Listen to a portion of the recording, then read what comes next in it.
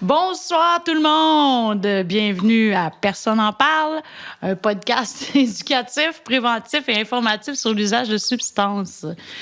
Donc, aujourd'hui, on va parler d'une substance qui est peut-être un peu moins connue, mais ce qui est sûr, c'est qu'il y a peut-être moins de gens qui en consomment, mais ceux qui en consomment, souvent en consomment beaucoup ou connaissent bien ça. Donc, c'est une substance qui est mitigée un petit peu. On va parler de la kétamine. Kétamine. Puis moi, je faisais des bulles parce que je trouve que quand des gens font de la kétamine, ben ils sont souvent comme dans leur bulle, tu sais. Ouais. Puis pourquoi on a mis ces beaux masques-là? C'est parce que, en fait, la kétamine peut induire des fois des visuels, des hallucinations ou des impressions visuelles un peu psychédéliques. Donc, des couleurs ou des formes spéciales, des pixels. Donc, je trouvais que ces masques-là pouvaient faire un petit peu penser au visuel de la kétamine. Parce que la kétamine, c'est hallucinogène.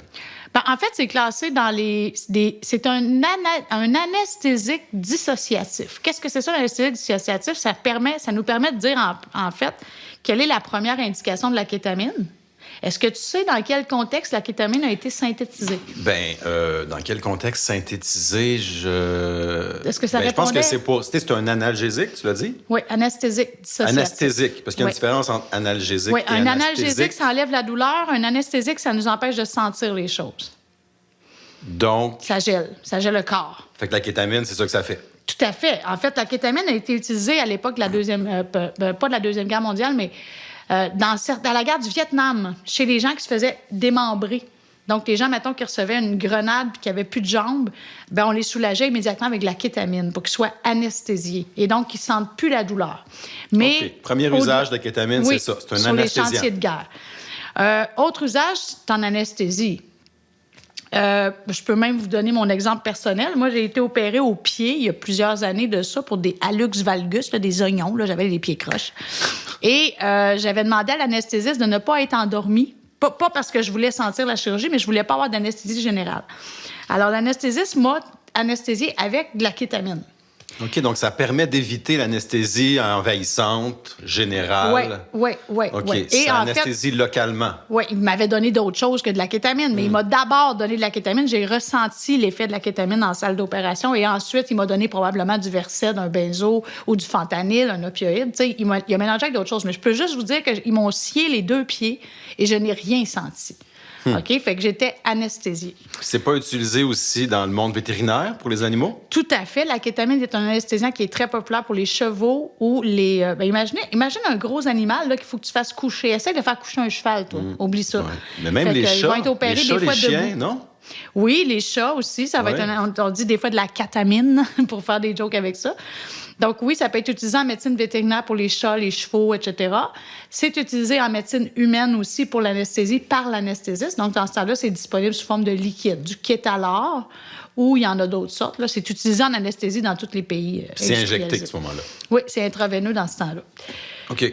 Puis, au niveau récréatif, on va en parler, mais il y a un autre usage dont je pense que c'est important qu'on en parle, c'est maintenant la kétamine a été reconnue comme traitement efficace dans une maladie potentiellement mortelle, la dépression majeure réfractaire.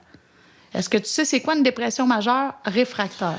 Dépression majeure, ça, je pense qu'on comprend. Hein? Une dépression majeure avec des idées suicidaires. C'est comme ça qu'on détermine la dépression majeure. Non, la dépression majeure, c'est pas avec idées suicidaires? Avec ou sans idées suicidaires, une dépression majeure. Mais réfractaire, ça veut dire qu'on a essayé au moins 2 ISRS, 2 antidépresseurs pour traiter la dépression, puis ça marche pas. Okay. La personne demeure très dépressive et même suicidaire. Et là, le nouveau traitement qui a été mis sur le marché, c'est la kétamine intranasale ou en infusion intraveineuse aussi pour traiter la dépression majeure réfractaire. Et les résultats sont hallucinants, là, pour ne pas faire de jeu de mots. C'est vraiment efficace. C'est sûr que si tu es un consommateur de kétamine régulier, ça ne marchera pas nécessairement, puis ils ne vont pas te prendre comme patient si tu as des antécédents de dépendance active. Les études ont été faites chez des gens qui n'avaient pas de dépendance. Mais dans la vraie vie, je veux dire, il y a du monde qui consomme quand même, puis ça peut quand même être un traitement qui est accessible, mais c'est pas le premier recours pour une dépression. Quand on est rendu à la kétamine, là, c'est parce que ça va vraiment mal. Mais c'est efficace et c'est pas toxique. Et ça s'appelle, sans vouloir faire de publicité, là, c'est la compagnie Janssen qui a mis ça sur le marché, ça s'appelle du Spravato. Et ce n'est pas de la kétamine comme de la kétamine de rue. En fait, il y a 2 formes de kétamine, la R pour racémique et la S-kétamine, qui est comme une copie conforme de la R-kétamine. Puis pour traiter les dépressions réfractaires, on va prendre la S-kétamine, le Spravato intranasal, ou encore là, en infusion intraveineuse. Là, je ne connais pas tous les protocoles par cœur. Okay. J'imagine que c'est sous supervision. Toujours. Il y a même des fois une supervision avec un anesthésiste, si c'est intraveineux. Si c'est intranasal, c'est donner des doses contrôlées. Hein. Les gens partent pas à la maison avec de la kétamine, là. Ils vont en clinique, puis la kétamine est administrée là. Puis ça se fait dessus avec un soutien thérapeutique? Bien sûr. Il y a toujours souvent d'autres médicaments qui sont déjà en cours, d'autres médicaments qui sont prescrits. Puis ça prend bien sûr de la psychothérapie puis un suivi psychologique. Là. On ne sort pas d'une dépression comme ça juste avec une substance. OK, c'est un outil parmi un éventail. Oui, mais un outil que la communauté médicale attendait. Parce que vraiment, là, ça va révolutionner le traitement des dépressions réfractaires. Ça va diminuer le nombre de suicides chez ceux qui ont besoin de ce traitement-là. Mais, tu sais, j'ai moi-même posté des petits articles par-là sur Facebook là-dessus. Puis, je veux dire, les gens sont crampés, là. Ils le croient même pas, là. Les gens pensent que c'est une joke. Ben, tu sais, les choses nouvelles, souvent, on les croit pas, hein? Ben, surtout si on parle d'une drogue illicite qui peut être dangereuse, là, comme la kétamine, tu sais. Oui, mais dans le fond, la kétamine, avant d'être une drogue illicite, c'est un médicament. Exact. On a trouvé une nouvelle indication. Exact. Exactement. Tu as tout compris. Fait que là, celle qui se ramasse dans la rue, celle qui est vendue par des dealers, on la retrouve où? Comment, je veux dire, est-ce que c'est de la S ou de la R-kétamine qui provient de... Souvent, c'est importé. Okay. Hein, c'est des laboratoires de kétamine, de synthèse de kétamine ici, à ma connaissance. Je pense que c'est vraiment plus importé. Il y a plusieurs pays, là, on peut l'Inde, des pays comme ça. Il y en a qui vont l'importer liquide, qui vont la revendre liquide ou qui vont faire de la poudre avec. Mais habituellement, les gens qui importent la kétamine, c'est sous forme de roche. C'est comme une roche blanche qu'ils vont écraser en poudre et ça va souvent se vendre pour les consommateurs réguliers là, en fioles. Donc, c'est des fioles habituellement de 0,4 mg. 0,4 grammes, en fait, 400 mg à peu près. OK. Des fioles, c'est comme des petites bouteilles de plastique. C'est des petites mini-bouteilles de plastique, oui. Comme des petites mini-bouteilles de pilules. C'est ça. Mini, comme un petit cylindre. Tu sais, si on trouve ça, si vous voyez ça... C'est ça. Ça se pourrait que ce soit de la kétamine dedans. Oui. Mais encore là, c'est pas de la kétamine qui provient des compagnies pharmaceutiques. Non. Là. Ça, c'est encore les laboratoires clandestins. Oui, puis d'ailleurs, on l'a vu avec le drug testing. Est-ce que tu as vu... Est-ce que tu as été témoin qu'au drug testing avec Projet Caméléon, on a analysé de la kétamine qui n'était pas de la kétamine? Absolument. Plusieurs fois. Oui, plusieurs fois. Qu'est-ce qu'on a trouvé, entre autres, souvent? Pas. En fait, sur le marché, on parle de la MXE, la méthoxétamine. La méthoxétamine, absolument. Donc ça, on en a trouvé en masse. C'est une autre forme de dissociatif qui n'est pas de la kétamine puis qui est revendue souvent comme étant de la kétamine qui dure un peu plus longtemps. Et il y a une autre substance aussi qu'on peut retrouver. Est-ce que c'est celle-là, justement, est-ce que c'est celle-là qui prend plus de temps à agir un peu? Pas nécessairement. Ça dépend de la voie d'absorption, beaucoup. Là. Puis sinon, il y a l'éphénidine. L'éphénidine est un autre analogue de la kétamine qu'on va retrouver parfois à la place de la kétamine. De toute façon, avec le marché qu'on connaît en ce moment, avec la pandémie, la piètre qualité des drogues, imaginez-vous pas que la kétamine va être épargnée. Là. Hein, la kétamine, elle va être aussi touchée que les drogues qu'on importe, comme l'héroïne, la cocaïne. Tu sais, je parle pas de la méthamphétamine. Là. De la meth, là, ça pousse des arbres au Québec. Mais puis le pot aussi. Mais là, je parle de drogues qui sont plus difficiles d'accès. OK. Puis les gens prennent ça pour quelle raison? Ils prennent pas ça pour se... Pour dissocier. Hein? Oui, les gens aiment l'effet dissociant. Okay. La dissociation, ça peut être très drôle, ça peut être très agréable. Les gens ont l'impression que c'est ce qu'on appelle un peu le K-Land, le pays de la kétamine. Donc, les gens veulent atteindre le K-Land. Le K-Land, c'est l'état honorique, c'est l'état ludique, c'est l'état un peu euphorique que va induire la kétamine. Ça dure à peu près 1 heure. Puis, c'est l'état que les gens apprécient. Il y en a qui vont voir des visuels, qui vont avoir des petites hallucinations. Il y en a que leurs sensations physiques vont changer. Ils ne sauront pas où est-ce qu'elle est rendue leur main, où est-ce qu'il est leur pied, par exemple. D'où l'effet dissociatif. Là. C'est ça, on ne sait plus si on est assis ou debout, à la limite. À la limite, exactement. OK. C'est ça, hein? Oui, c'est ça. C'est parce que j'ai comme des flashs. OK.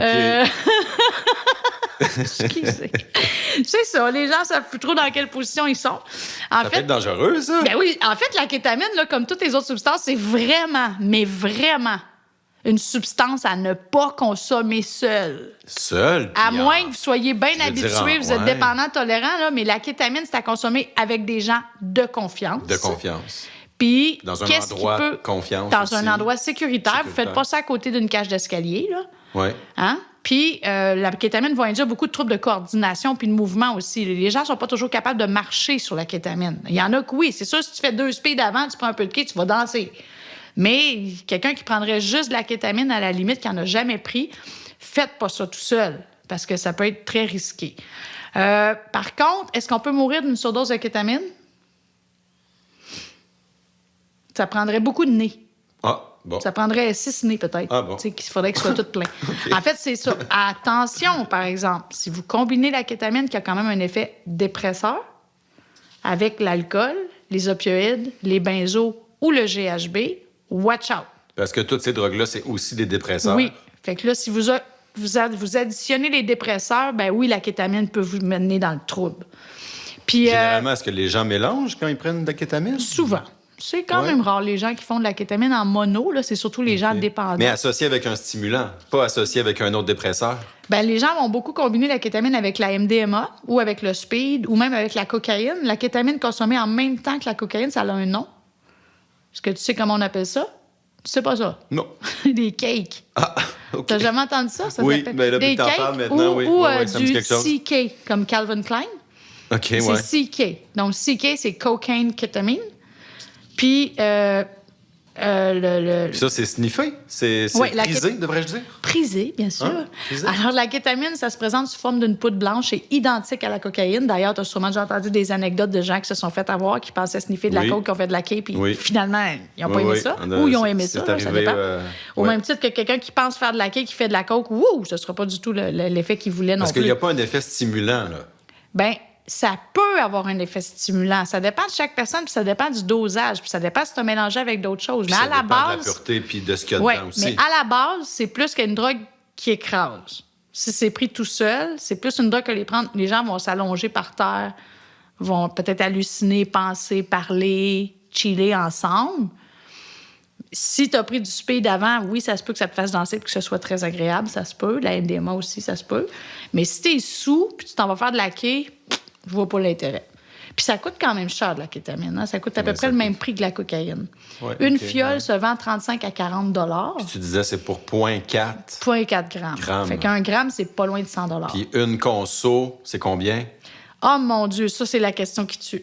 Oui. C'est extrêmement variable d'une personne à l'autre. Et ça dépend tellement de la tolérance de chaque personne. Est-ce qu'il y a une tolérance qui se bâtit au fur et à mesure aussi que les gens consomment? Oui, tout à fait. La kétamine va induire une tolérance parfois hallucinante. Là. Les gens vont prendre des quantités. Là, j'ai déjà vu des gens 5 grammes par jour. Wow. 5 grammes, c'est presque 500 $ par jour de kétamine. C'est ça, j'ai déjà vu ça. Wow. Mais rendu puis là, ça fait ça encore effet? Non, c'est ça l'affaire. Non, même plus d'effet. Donc, c'est une substance qu'il faut garder récréative, qu'il faut garder occasionnelle, qu'il faut faire en présence de d'autres personnes. C'est vraiment pas une substance à faire tout seul, puis c'est pas... Il n'y a pas de dépendance physique. Donc, c'est pour ça que les gens deviennent dépendants psychologiquement, parce qu'ils ne vivent pas le sevrage physique. Fait qu'ils n'ont pas les désagréments. Mais là, ils essayent d'en prendre puis d'obtenir le même effet, puis ça ne marche plus à cause de la tolérance. Fait qu'ils vont en prendre encore plus, mais là, la tolérance augmente, l'effet diminue, puis c'est un cercle infernal. Fait que c'est une dépendance psychologique extrêmement puissante. Peut-être pas autant que le crack, parce que c'est pas fumé, mais c'est vraiment une dépendance psychologique sévère. Puis j'ai vu des gens rester pris là-dessus. J'en ai vu s'en sortir, mais c'est rare que les gens arrêtent complètement. Puis les gens arrêtent de la même façon qu'on arrête une autre drogue avec... En thérapie. Une thérapie. Quand tu es rendu dépendant, c'est mieux d'envisager une thérapie. Tu peux pas... Que tu sois dépendant au pot, à l'alcool ou à quai, là, parce qu'on appelle ça de la quai, arrête pas tout seul. Demande de l'aide. Y a personne... Moi, je connais personne qui s'en sort tout seul. Quand on est rendu dépendant, là, que ça t'en prend pour fonctionner, là, va chercher de l'aide. Demande de l'aide, parce que c'est presque impossible d'arrêter par soi-même à la maison. C'est ça. Puis, j'imagine qu'il y a des conséquences physiques aussi. Il y a des...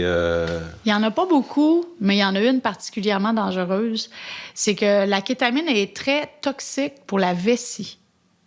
J'ai même déjà vu, là, chez une grande consommatrice de kétamine, une dame qui était dépendante, c'est une patiente, qui s'est retrouvée avec un sac au lieu de la vessie. Comme il y en a qui se retrouvent avec des sacs pour aller à la selle, bien, elle s'est retrouvée avec un sac au lieu de la vessie parce qu'elle a complètement scrappé sa vessie avec la kétamine à long terme. On parle de quantité pendant longtemps, des bonnes quantités, là. Ça peut prendre quelques années avant de se rendre là. Mais on appelle ça une cystite interstitielle. Est-ce que ça te dit quelque chose, non? En fait, une cystite interstitielle, c'est une inflammation chronique de la vessie qui fait que la vessie se désagrège par petites plaques, comme des petits granules. Puis uriner des granules comme ça, des petites plaques, des cellules, ça fait très, très mal. Et ça peut saigner aussi. Donc, les gens peuvent uriner du sang. Ça aussi, c'est très douloureux, puis c'est dangereux, là. Et ultimement, donc, la vessie peut être tellement douloureuse que ce que j'ai vu, malheureusement, aussi chez des gens qui avaient des cystites interstitielles, qui avaient arrêté de faire de la quai, c'est qu'ils sont tombés dans les opioïdes. Parce que c'est la seule chose qui est soulagée. Fait que c'est vraiment pas évident, là. La cystite interstitielle provoquée par la kétamine, c'est un problème chronique, récurrent. Puis à chaque fois que les gens recommencent à consommer, les problèmes reviennent. Donc la seule solution ultime absolue, c'est l'abstinence totale. Puis y a-t-il d'autres drogues qui peuvent causer ce genre de problème-là? C'est vraiment... Non, c'est vraiment spécifique à la kétamine, pour vrai. Il y a des drogues qui vont attaquer les os, le cœur, le cerveau. La kétamine attaque vraiment la vessie. C'est ça. Puis une autre chose qu'on n'a pas parlé encore, Dan, est-ce que tu sais c'est quoi une surdose de kétamine? C'est le fameux K-hole. Oui, c'est quoi ça, un K-hole? C'est quand t'es complètement dissocié de ton corps. Oui, exact. C'est quand la personne est complètement partie. Habituellement, en K-hole, c'est parce que les gens ont pris une quantité trop grande pour leur tolérance. Faut faire attention. Il y en a qui vont faire des K-hole avec une ligne s'ils ne sont pas habitués de consommer. Il y en a qui vont faire 4 lignes qui sont habitués de consommer qui ne feront jamais de K-hole. Fait qu'il faut faire très attention. Les gens qui consomment ça pour la première fois, un K-hole, ça peut être traumatisant comme ça peut être une belle expérience. Mais c'est sûr que si tu es dans un festival de musique électronique, tu tombes couché après-vente en plein milieu du dance floor, ben c'est pas le fun. Faire un K-hole sur le dance floor, là. Fait que les gens qui s'enlignent pour faire des consommations comme ça devraient toujours faire ça dans les endroits sécuritaires, bien entourés. Fais pas ça à côté d'un escalier ou que des couteaux ou une tondeuse, là, tu sais. Fait que faut que les gens fassent ça en sécurité. Quand les personnes sont dans des K-holes, nous, dans les festivals, on les ramasse, on les amène au médical, puis tout ça. Puis c'est intéressant de savoir qu'ils se réveillent toujours de bonne humeur. Ils se réveillent en faisant des hugs, ils font des sourires. C'est rare qu'ils vomissent. Des fois, oui, mais c'est rare comparé au GHB. Ils ont l'air complètement partis, mais ils sont pas. Non, en fait, quelqu'un qui est en K-hole, habituellement, tu peux lui parler et il va t'entendre. Ta voix va être dans son buzz. T'sais, moi, il y en a qui ont dit ça. De marcher? Des fois, oui, des fois, non. T'sais, tu les guides, tu les prends, tu les accotes sur ton bras, puis viens-t'en, on s'en va au médical. Des fois, il y en a qui vont réussir à marcher, d'autres, il faut les mettre sur une civière. Mais la plupart, ils réussissent quand même à répondre à certains ordres. OK. Fait que c'est le repos, puis juste de laisser passer du temps en les rassurant. Oui, mais tu sais, quand on parle de drogue du viol, il faut faire attention, c'est pas juste le GHB, hein? Non. L'alcool est une drogue du viol. La kétamine peut être une drogue du viol aussi. Toutes les drogues les dépresseurs, les benzodiazépines aussi, là. Donc, c'est vraiment l'effet de la substance qui en constitue le danger. Fait que pris à son insu, ça peut être très dangereux. Total. Tout à fait, c'est sûr. Dans un verre, ou est-ce que ça peut se diluer dans de l'alcool? Est-ce que... non, c'est pas une pratique courante. Non. Okay. C'est tellement dispendieux aussi, la kétamine, là, que si tu fais 3-4 verres puis tu manques ta shot à chaque fois, ça finit par te coûter cher. Ceux qui veulent droguer les autres avec de la kétamine, c'est pas vraiment une drogue que les gens vont... C'est pas une drogue sexuelle non plus. Hein. Moi, je dis souvent c'est une drogue anti-sexe. Ça cause des troubles érectiles puis ça enlève pas mal la libido. Fait que c'est pas vraiment une drogue sexuelle, mais ça pourrait être une drogue de soumission peut-être ou d'abus si quelqu'un est complètement dissocié. Oui, tout à fait. OK, à faire attention. Oui. Bien, on a fait un bon tour, mon doc. Je sais pas, mais je pense que... Parce que oui. Ah oui, on n'a pas dit non plus. C'est quoi l'autre nom de la kétamine qu'on dit des fois dans le milieu? Là? La kétamine, la K. Kevin. Kevin. Des fois, les gens disent, t'as-tu amené Kevin? Oui, mais ça pourrait être kangourou aussi, ou karaté. Oui, mais c'est pas Kevin Costner, en tout cas. Non, OK. C'est ça.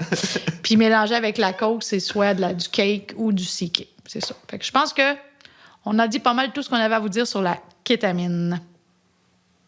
Pour l'instant. Pour l'instant. Ben oui. Donc, bonne semaine. À la prochaine. À la prochaine. Bye.